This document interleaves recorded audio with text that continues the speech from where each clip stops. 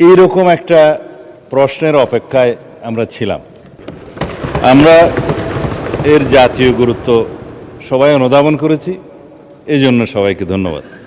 কিছুদিন যাবৎ আমরা সবাই লক্ষ্য করছি বাংলাদেশের সরকারের প্রধান, তার স্ত্রী, তার কন্যা, আমারও আছে, আমারও স্ত্রী পুত্র কন্যাকে দিয়েছে, অনেকেরই গুরুত্বপূর্ণ রাজনৈতিক ব্যক্তিত্ব এবং সমাজের গুরুত্বপূর্ণ ব্যক্তি তাদের পরিবারের সদস্যদের নিয়ে অথবা রাজনৈতিকভাবে প্রতিপক্ষ বিবেচনায় যে সমস্ত কন্টেন্ট সামাজিক যোগাযোগ মাধ্যমে ভার্চুয়াল মিডিয়ায় প্রকাশিত হচ্ছে স্বাধীনতার নামে এবং মত প্রকাশের স্বাধীনতার নামে, সেটা আসলেই মত প্রকাশের স্বাধীনতা কিনা সেটা পুনরায় সংজ্ঞায়িত করা দরকার।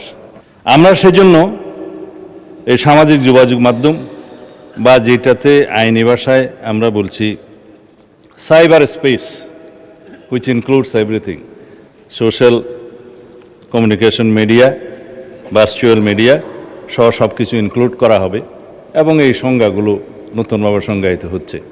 এবং আজকে সকালেই এই বিষয়ে আমি একটা আইনি সংস্কার করার জন্য ড্রাফটে হাত দিয়েছি। তা আমি জানতাম না আজকে এই কোয়েশ্চেনটা এখানে আসবে, এবং এটা মন্ত্রণালয় হিসেবে তথ্য মন্ত্রণালয়ের বিষয় যেহেতু কোরিলেটেড, আর এখানে সংসদের একটা বিধি মোতাবেক কেউ না থাকলে আমার জবাব দেওয়ার একটা বিধান আছে, সেই জন্য মাননীয় চিফ হুইপ একটা চিঠি আপনাদের দিয়ে রাখছে। ওই হিসাবে বলছি, উদ্দেশ্য ও কারণ সম্বলিত প্যারার মধ্যে আমরা যেটা ড্রাফট করার চিন্তা করছি খসড়া, তার মধ্যে আমি শুধু কয়েকটা লাইন পড়ি। সাইবার স্পেসে গুজব, অপতথ্যের ক্রমবর্ধমান বিস্তার, কৃত্রিম বুদ্ধিমত্তা অর্থাৎ আর্টিফিশিয়াল ইন্টেলিজেন্স ব্যবহার করে বিভ্রান্তিকর, অপমানকর, বিরক্তিকর ও মানহানিকর কন্টেন্ট তৈরি এবং প্রচারের প্রবণতা, সামাজিক যোগাযোগ মাধ্যমে ক্ষতিকর কন্টেন্ট দ্রুত অপসারণের প্রয়োজনীয়তা এবং আন্তর্জাতিক প্রযুক্তি ফর্মসমূহের সাথে অধিকতর কার্যকর সমন্বয়ের জন্য সাইবার সুরক্ষা আইনের একটা সংশোধনী আনতে হবে। সেটা সাইবার সুরক্ষা আইন 2026 নামে আমরা অবহিত করব। এর কতিপয় বিধান সংশোধন আমরা করব। তার মধ্যে এই যে গুজব, অপতথ্য, মানহানি, এরগুলো নতুন করে সংজ্ঞায়িত করা হবে।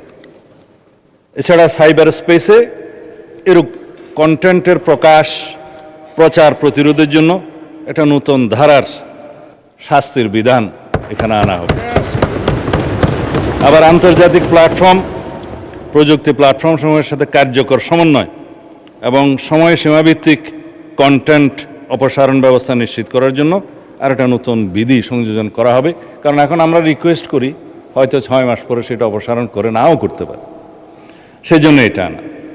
আর এই যে রিপোর্টকৃত কন্টেন্টের অপসারণ প্রক্রিয়া অধিকতর কার্যকর এবং জবাবদিহিতামূলক করার জন্য সেখানে বিধান আনা হবে।